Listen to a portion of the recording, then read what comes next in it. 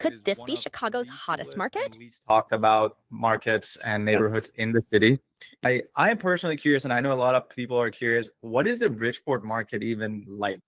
So Bridgeport, those that aren't familiar with it, because it's not as big of a name as like a River North or South Loop or anything like that. So Bridgeport, if you're looking at a map, it's where the White Sox play. Comiskey Park, I still call it Comiskey Park. So it's whatever rate field now, but that's Bridgeport. So if someone's looking for like a place to like kind of start with understanding where Bridgeport is at, it's right there.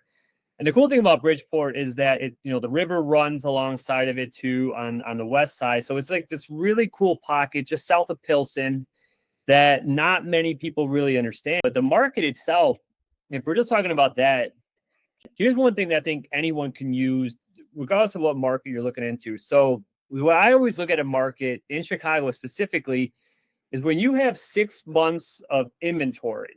Okay, that's usually a pretty balanced market, meaning like if nothing else came on the market from today on, it would take 6 months to sell everything there.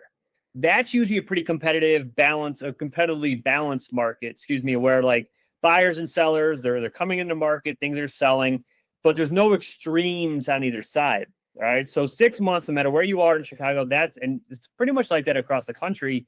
That's a balanced market. Well, Chicago, especially in Bridgeport, I think the last time I checked, we were at like 3 months, 2.4 months of supply. So just to kind of put that in context, when it's less than 6 months, it's a buyer's market it's a seller's market because that means there's less inventory available.